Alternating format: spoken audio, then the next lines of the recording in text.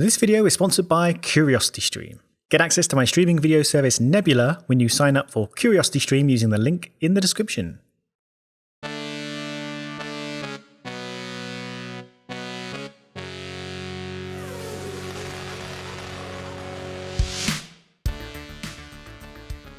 The Imola weekend was actually pretty fun, if a little restrained for one reason or another, which I'm sure we'll get to. So let's look at some of the key things we learned from our trip to Emilia-Romagna. And obviously we got to start with the sprint format. Imola hosted one of the 3 sprints we're getting this year as F1 continues to play with the format in the interest of maximising audience engagement. And while F1 insists that people are loving the sprints and they've been a huge success and they're feverishly planning on shoving 6 more into 2023, I'm genuinely intrigued what you guys think. Now, I don't normally say tell me what you think in the comments because it always feels like a soulless exercise in algorithm engagement, but I do feel like I must be missing out on something here as I'm extremely apathetic on the whole sprint weekend thing. So here's what I think based on what we've seen so far. The sprint at Imola was actually pretty fun, but its interestingness was somewhat inflated by a couple of things and the consequences of having the sprint weren't all good. So what do I mean by its interestingness being inflated? Well, like Brazil last year, which was the only decent sprint race, let's be honest, it benefited from a mixed up grid. Last year, Hamilton ended up having to start from the back of the grid after a penalty, and we got to watch him carve his way through the field. At Imola, the rainy qualifying session put the cars a little bit out of order with regards to their dry pace. Sainz in particular should have started a lot higher if he hadn't crashed, but having a wet quali with lots of red flags did give opportunity to some drivers and misfortune to others.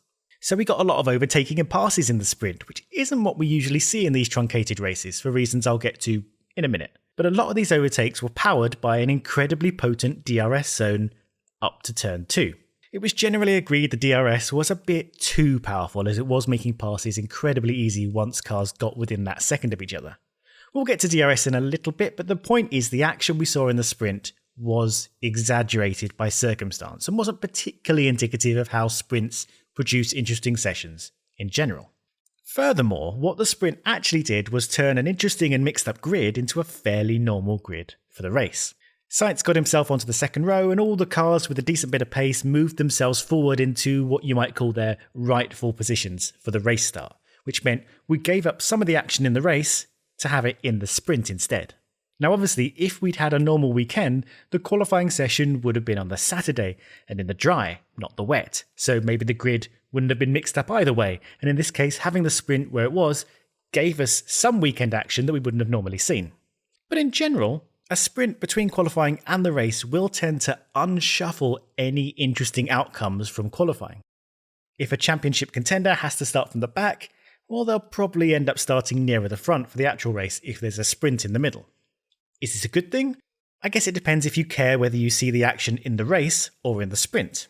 And if you don't really care because you're going to watch both, then maybe it doesn't matter to you. But I'm wary of taking action away from the Grand Prix, which F1 insists must remain the focal point of the weekend.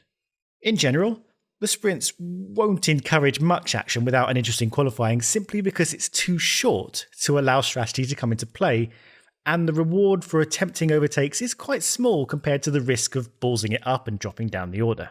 Without the ease of a long DRS zone or something, you're more likely to stay in order, more or less.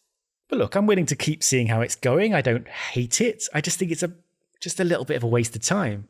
And then we only get 30 minutes of F1 action on the Saturday and 60 minutes on the Friday instead, which also seems weird.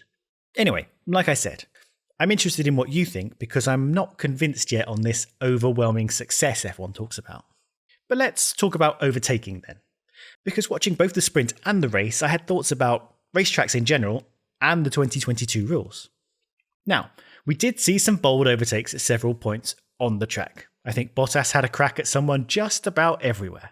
That man is wreaking revenge on Beans because he is firing on all cylinders right now. But despite such antics, for the most part overtaking was limited to just one place. Turn 2, the first real corner on the track after the DRS zone. And in the past, we have complained about some circuits when there aren't really enough overtaking spots and how there can sometimes be only one decent place to pass. And you know what? I'm actually starting to think it's okay if there's only one proper overtaking spot. And I think it's okay if the cars can follow each other, which Lord help me, they really can do this year.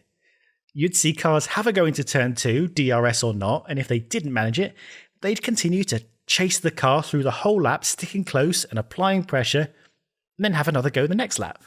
It was actually pretty great. We witnessed skill in defence, chasing, hassling through the lap, all building once again to that overtaking zone down to turn 2. It's nice to have multiple overtaking opportunities, but we don't need them, because we could still have these battles and the potential for overtaking instead. These 2022 regulations are currently working a lot better than we expected, and this gives us a lot of hope for many circuits on the calendar. Dud circuits could spring back to life. I mean, let's face it, Imola was never an overtaking oasis, but here it felt extremely possible, even without the DRS. And let's talk about the DRS. It was reactivated much later in the race than expected after the track dried enough to warrant switching to dry tyres. I mean, the whole field had traded intermediates for mediums by lap 20, but the DRS wasn't activated until lap 34, which left a lot of people scratching their heads. Now, last year there was an argument that DRS was activated a little too soon and the dry line was a bit too narrow, and that's what resulted in the collision between Bottas and Russell. This year maybe they were a little bit overcautious. But what we did get was an opportunity to see how these new cars race without it. And I think a lot of people are looking to a future where perhaps DRS is removed or severely reduced, and we essentially got 15 dry laps of DRS-free racing to evaluate this. And you know what? It wasn't bad. As I said before, the cars can stay close, so they could still threaten each other into turn 2 and occasionally at other parts of the lap. It was still a little too hard to overtake maybe, particularly as the track was still damp offline, but actually it did leave me optimistic that we would get decent racing without it at a track that maybe allows for it a little more.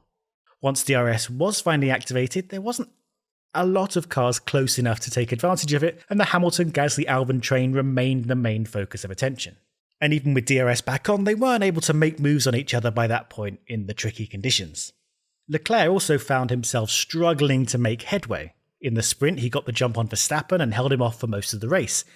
In the Grand Prix, he fell behind both Red Bulls at the start and was unable to attack Perez successfully. Wet or dry, DRS or not, Leclerc just didn't have enough in him to have a proper go at Perez without risk, so kept a couple of seconds distance as the Ferrari struggled more at keeping life in its tyres. I mean, that's what cost Leclerc the sprint victory. But Ferrari opting to try a different strategy towards the end of the race gave us a couple of interesting things to ponder. The first is that cold tyre lap out of the pits is still very real and still a crucial part of making strategies work. Leclerc was easily able to stop for soft tyres and get out ahead of Norris on track, but Norris then overtook him pretty easily as the colder tyres this year take a little longer to get up to full speed. So if you're going to pit, you're going to have to factor in this tyre warm-up phase into your calculations and strategy. And what of this late change to soft tyres for Leclerc? Well, the interesting thing about being the last person in a safe train, that is the first person to have a pit stop sized gap behind you, is it means everyone ahead of you can follow you in turn as each pit stop then opens up a pit stop sized gap. But this isn't without risk. The decision to take a stop means that any mistake, be it with the wheel gun or getting up to speed on your outlap, could cost you position. The Red Bulls could have easily tootled along and finished the race on mediums, but they clearly saw enough threat from Leclerc and his softs to take the pit stop and mitigate that risk. And Leclerc actually did look a lot racier on the softs than Perez did, and he finally had an opportunity to maybe grab that second place. But in hassling Perez through a part of the track that he had noticed Checo was slower on, he span. So that was the end of that. But the interesting point to note was the risk that Leclerc took. Now, this whole weekend, we'd seen a pretty risk-averse Leclerc. He kept it on the track, he didn't push to overtake Perez when it didn't look possible without taking too much of a chance. I mean, he's got this big lead in the championship, and taking home points for third was much more valuable than pushing for 3 more. So when he did decide to push a bit, he made an error, which ended up costing him 7 points instead of gaining 3. Maybe a lesson learned, but hopefully not enough to discourage Leclerc from taking risks in future. He's looking to be a very calculated driver, and that could well bring him the title this year. But it looks like we're going to see him and Max together on track a lot, and if Max knows that Charles will tend to take a safer option, that could be an area to exploit. Seeing these two together this year will continue to be fascinating, and Verstappen is extremely fast and will take many more risks to claw back those points. And one quick point to finish on, Bottas is thriving this year. He said he's really been enjoying being team leader and being more actively involved in the direction of setup in development and being the focal point of decisions being made at Alfa Romeo. And perhaps that is exactly the kind of thing he needs to shine, rather than driving for what was very much Lewis's team. Now obviously Bottas was a key part of Mercedes' development and understanding while he was there, but being at Alfa Romeo now is a different level for him. It has been a joy to watch him on track, getting every point that Alfa can reach.